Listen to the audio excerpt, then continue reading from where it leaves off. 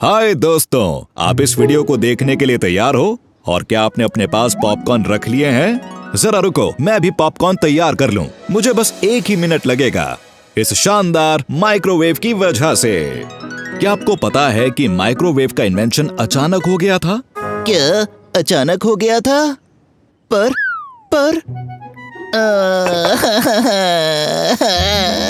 ओ micro, मैं नहीं चाहता था कि तुम ये सुनो। माफ कर दो, प्लीज अब चुप हो जाओ। लगता है मुझे अपनी हीटिंग थेरेपी लेनी पड़ेगी। ओ हाँ, ये लो, जरा इनको गर्म कर दो प्लीज। मुझे लगता था लोग मुझे पसंद करते हैं। हाँ बिल्कुल करते हैं, वो तुम्हें प्यार करते हैं। यही तो है जो आज मैं अपने दोस्तों को बताने वाला हूँ कि माइक्रोवेव का इन्वेंशन कैसे हुआ। तो आ जाओ, ज़ूम इन। हमारी कहानी शुरू होती है साल 1894 से, जब एक परिवार में छोटे बच्चे पर्सी स्पेंसर का जन्म हुआ, मेन में। दुख की बात है कि उसके पिता चल बसे उसके जन्म के सिर्फ 1 साल बाद।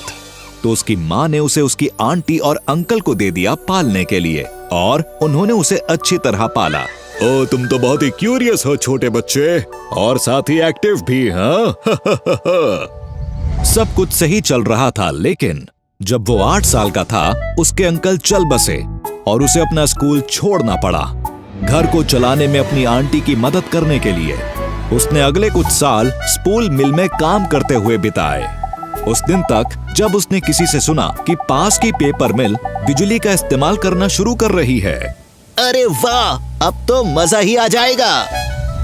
इससे छोटे नौजवान पर्सी में इंटरेस्ट पैदा हुआ, और बिजली के बारे में वो जो सीख सकता था उसने सीखना शुरू कर दिया। इतना ज्यादा कि जब पेपर मिल में नौकरी की भर्ती शुरू हुई तो वो उन 3 लोगों में से एक था जिन्हें मिल में इलेक्ट्रिसिटी इंस्टॉल करने के लिए लिया गया था।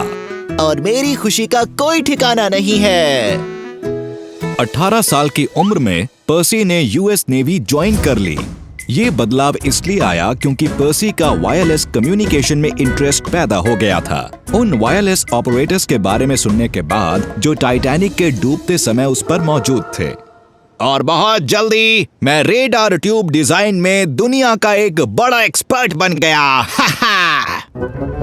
एक रेडार इक्विपमेंट बनाते समय पर्सी ने नोटिस किया कि उसने अपनी जेब में जो पीनट क्लस्टर बार रखी हुई थी वो पिघल गई। पर मुझे तो जेब में कोई गर्मी महसूस नहीं हुई, और इस घटना ने तो मुझ में एक नया इंटरेस्ट जगा दिया है। ऐसा लगा कि मुझे करने चाहिए ज्यादा एक्सपेरिमेंट्स और ज्यादा टास्क्स और ज्यादा एक्सपेरिमेंट्स, और इससे मुझे बहुत ही खुशी हो रही थी। तो अगली बार उसने ट्राई किए कुछ कॉर्न कर्नल्स और पॉप। वो पॉपकॉर्न्स बन गए। ये कमाल उसने अपने एक साथी को भी दिखाया, लेकिन इस बार कॉर्न की जगह रखा अंडा। मैं भी ना, मैंने देखा कि वो अंडा फट गया। इससे पर्सी को आइडिया आया कि कॉन्ट्रैप्शन को एक बॉक्स में रखा जाए। 1945 में मुझे पेटेंटशिप मिल गई माइक्रोवेव की, जो उनमें से सिर्फ एक थी मेरे नाम पर हुए 150 पेटेंट्स में से। लेकिन उनका माइक्रोवेव बहुत बड़ा था, और वो सिर्फ रेस्टोरेंट्स में इस्तेमाल हो सकता था। जो पहला कमर्शियल माइक्रोवेव था 1972 से पहले नहीं बन पाया, और पिछले कई सालों में जैसे जैसे टेक्नोलॉजी बेहतर होती चली गई, माइक्रोवेव हर फूड इंडस्ट्री का एक बहुत ही जरूरी हिस्सा बनता गया। और अब ये बन चुकी है घरों में हर रोज काम आने वाली चीज। हे, लेकिन मेरे इस्तेमाल तुम्हारी सोच से कहीं ज्यादा हैं। मुझे दूसरी इंडस्ट्रीज भी इस्तेमाल करती हैं। कॉर्क को सुखाने के लिए ceramics, paper, leather, tobacco, textiles, pencils, flowers, wet books और मैच हेड्स भी। देखा, तुम्हें तो हर कोई पसंद करता है। कितना शानदार इतिहास है ना हमारे कॉमन किचन अप्लायंस का। ओह, ये तो मेरी फेवरेट आवाज है।